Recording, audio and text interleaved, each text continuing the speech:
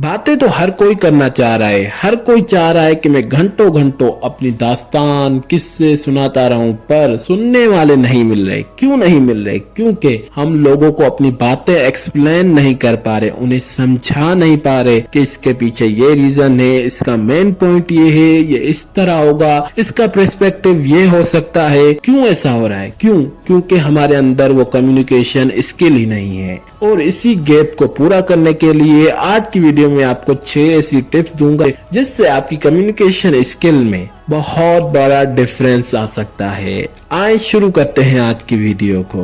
Communication, बातचीत, हर कोई किसी न किसी वे में कम्युनिकेशन करता रहता है, बात करता रहता है। किसी की बात हजारों लोग सुन रहे हैं फुल फोकस के साथ, और किसी की बात कोई नहीं सुन रहा। क्यों? ऐसा क्या डिफरेंस है? कुछ लोग कुछ ऐसे वेज यानी कि तरीके यूज कर रहे हैं जिनको फॉलो करके वो अपनी ऑडियंस का फोकस गेन कर रहे हैं, अटेंशन ले रहे हैं, उन्हें मजबूर कर रहे हैं अपनी बातें सुनाने के लिए।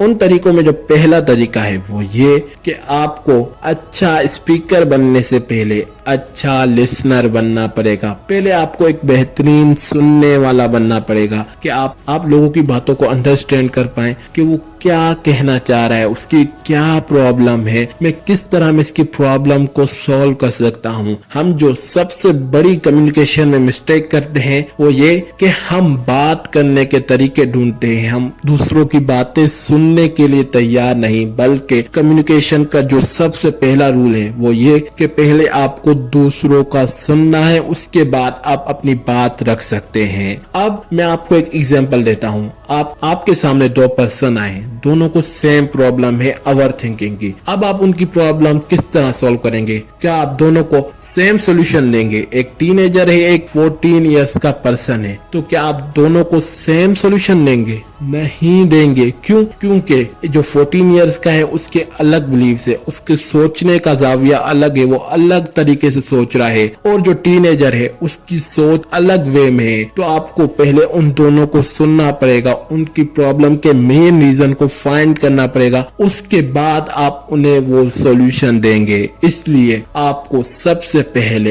एक बेहतरीन लिसनर बनना है, दूसरों की बातों को अंडरस्टैंड करना है कि वो क्या कहना चाह रहा है, मैं किस तरह की प्रॉब्लम का सॉल्यूशन दे सकता हूं। और आपको जो दूसरा तरीका फॉलो करना है वो ये कि आपको अपनी बॉडी लैंग्वेज को इम्प्रूव करना है। क्यों हम अपनी बातों को सही से एक्सप्लेन नहीं कर पाते? उसके पीछे जो मेन रीजन है वो हमारी बॉडी लैंग्वेज है। क्योंकि हम जिस वे में बात करते हैं तो उससे जो हमारी बॉडी लैंग्वेज होती है वो बिल्कुल डिफरेंट होती है। कोई पर्सन अपने हैंड्स को बिल्कुल यूज नहीं करते, वो बस रट्टा रटाया बोलते रहते हैं, सिर्फ उनका मुंह चल रहा होता है, उनकी बॉडी कुछ एक्ट नहीं कर रही होती। और कुछ पर्सन अपनी बॉडी को बिल्कुल इस तरीके से यूज करते हैं कि उनके वर्ड्स और उनकी बॉडी लैंग्वेज में बिल्कुल डिफरेंस होता है। और कुछ पर्सन अपनी बॉडी और वर्ड्स का इस तरह से बैलेंस रखते हैं कि सुनने में ऐसा लगता है कि क्या बातें कर रहा है, देखने में भी बहुत इंटरेस्टिंग लगता है। अब आपको कौन सा बनना है? लास्ट वाला बनना है तो आपको बॉडी लैंग्वेज के बारे में सीखना पड़ेगा कि मैं कौन से वर्ड पर कौन से एक्शन यूज करने हैं, किस तरह मुझे अपने हाथों को चलाना है, किस वे में मेरी बॉडी का डायरेक्शन हो, ये आपको सब कुछ सीखना है। क्योंकि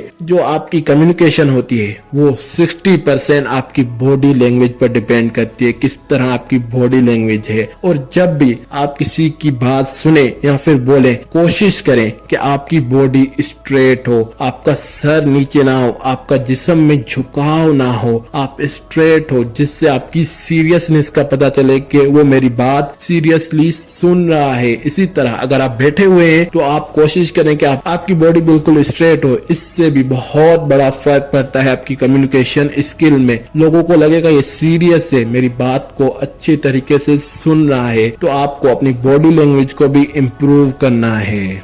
जो आपको तीसरी चीज करनी है वो ये कि आप अपनी कन्वर्सेशन को सिंपल और क्लियर रखें, ऑन द पॉइंट रखें। आपको कोई जरूरत नहीं लंबी तुली एक्सप्लेनेशन देने की, एक्स्ट्रा ऑर्डिनरी वर्ड्स को यूज करना जो अगले पर्सन को समझ ही नहीं आ रहे अपने आप को बेहतरीन प्रूव करने के लिए। ये भी बहुत बड़ी मिस्टेक करते हैं कि हम ऐसे ऐसे वर्ड्स बोलते हैं जिनकी अगलों को पता ही नहीं होता। इससे क्या होता है कि जब हम अगली बार उनसे बात करते हैं तो वो हमसे कंफर्टेबली बात नहीं कर पाते। क्यों? क्योंकि उन्हें लगता है कि ये एक अलग किस्म के वर्ड बोलता है जो मुझे समझ आते नहीं, इसलिए मैं इससे बात क्यों करें। इसलिए हमेशा अपने वर्ड्स को सिंपल रखें जो हर किसी को समझ में आने चाहिए और जो आपकी बात हो वो बिल्कुल क्लियर होनी चाहिए। भूल भुलैया की तरह नहीं हो कि एक पॉइंट उसका उधर हो एक पॉइंट उधर हो, नहीं, आपकी जो बात होनी चाहिए वो बिल्कुल क्लियर होनी चाहिए और ऑन द पॉइंट हो, बिल्कुल कम वर्ड्स हो, अच्छे वर्ड्स हो जिनमें आप अपनी बात को कंप्लीट करें। ये बात याद रखें कि हमेशा अपनी लैंग्वेज को सिंपल रखें और अपनी बात को क्लियर रखें। जो आपकी चौथी चीज है वो ये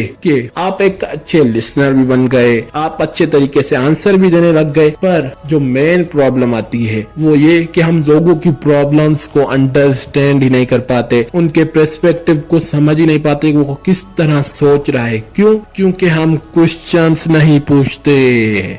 आप किसी भी बेहतरीन कम्युनिकेशन के मास्टर से पूछ सकते हैं कि क्वेश्चन आस्किंग कितनी इंपॉर्टेंट है। ये बहुत इंपॉर्टेंट है। जब तक हम किसी से क्वेश्चंस नहीं पूछेंगे कि तुम्हारी प्रॉब्लम क्या है, इस तरह हुआ था तो फिर आगे तुमने क्या किया जिससे वजह से तुम ये प्रॉब्लम सॉल्व नहीं कर पा रहे, तो आप जब तक क्वेश्चन नहीं पूछेंगे तब तक आपको वो सॉल्यूशंस नहीं मिलेंगे। जैसे आप कोई प्रॉब्लम सॉल्व कर रहे हैं, किसी से आप सेशन करें, बातचीत करें, अब उसकी प्रॉब्लम है ओवर थिंकिंग, तो आप अब उससे कैसे करेंगे? आपको उसने अपनी प्रॉब्लम बताई, क्या आप उसे डायरेक्ट अपना सोल्यूशन बता देंगे? तो फिर वो क्या उस पर काम करेगा? बिल्कुल कम चांसेस है। क्यों? क्योंकि आपने उसकी प्रॉब्लम को डीप में नहीं गई कि कौन सा ट्रिगर पॉइंट है, किस जगह पर वो ट्रिगर होकर ओवर थिंकिंग कर रहा है, कौन से रीजन है जिनको अवॉइड करके वो ओवर थिंकिंग को कम कर सकता है। आपको ये तमाम क्वेश्चन पूछने पड़ेंगे, उसके बाद आप एक बेहतरीन कम्युनिकेटर बन सकते हैं। उसके बाद जो पांचवी चीज है वो ये कि आपको नॉन वर्बल एक्शंस का भी ख्याल रखना है, जिसमें आपकी बॉडी लैंग्वेज और आपके फेस के एक्सप्रेशन। हम जब कम्युनिकेशन करते हैं तो हमें अपने फेस एक्सप्रेशन के बारे में पता ही नहीं होता कि हमारा फेस के एक्सप्रेशन क्या है, क्या वो थका हुआ है, क्या उसके अंदर सीरियसनेस है, क्या उसके अंदर फन है, या फिर उसके अंदर गम है, किसी चीज का अफसोस है। इससे भी बहुत बड़ा डिफरेंस पड़ता है। जो हमसे बातें कर रहा है या फिर हमारी बातें सुन रहा है, उस पर ये बहुत गहरा असर पड़ता है कि ये किस वे में बात कर रहा है, क्या वो सीरियसली मेरी बातों को सुन रहा है, नहीं। इसलिए जब भी आप बात करें तो अपने वर्ड्स या फिर दूसरों के वर्ड्स के हिसाब से अपने फेस एक्सप्रेशन बनाएं। अब आप कहेंगे वो नेचुरली है, नहीं, वो नेचुरली तो है पर वो हमारे वर्ड्स पर ट्रिगर होते हैं। अब हम उसकी बात सुन रहे हैं और हम मन में कोई बुरी चीज सोच रहे हैं तो हमारे फेस के एक्सप्रेशन क्या होंगे? बुरे होंगे। इसलिए अपने एक्सप्रेशन को सही रखें। कम्युनिकेशन के दौरान हमेशा बॉडी लैंग्वेज और फेस एक्सप्रेशन आपकी कम्युनिकेशन में 60% रोल प्ले करते हैं, इसलिए इन दोनों चीजों का बहुत ख्याल रखिएगा। जो हमारी छठी चीज है वो है ओपन माइंडेड रहें। जब भी आप किसी की बात सुने तो ओपन माइंडेड रहें कि उसका इस बात में क्या पर्सपेक्टिव होता है। सिर्फ अपना पर्सपेक्टिव के हिसाब से बात नहीं किए कि मैं क्या सोच रहा हूँ, वो अलग तरीके से सोच रहा है। अब जैसे एक गिलास है, वो आधा भरा हुआ है, किसी और के लिए वो आधा खाली भी हो सकता है, इसलिए हर किसी की नजरिया अलग होता है। तो ये याद रखिए कि वो किस वे में ये बात कर रहा है। शायद वो आप जिस तरह सोच रहे हो उससे 100% डिफरेंटली किसी और चीज के बारे में बात कर रहा है। इसलिए ओपन माइंडेड रहें कि उसका क्या पर्सपेक्टिव है वो जानकर फिर आंसर देने। ऐसे ही नहीं कि वो कुछ और बात कर रहा है और आप अचानक से किसी और टॉपिक पे चले जाएं। नहीं, पहले उसके नजरिए को जानिए कि वो किस वे में बात करना चाह रहा है। जो सातवीं चीज है वो है वॉइस टोन। अब मैं आपसे सवाल पूछूं, आपको बहुत सारे लोगों की बातें बुरी लगी होंगी,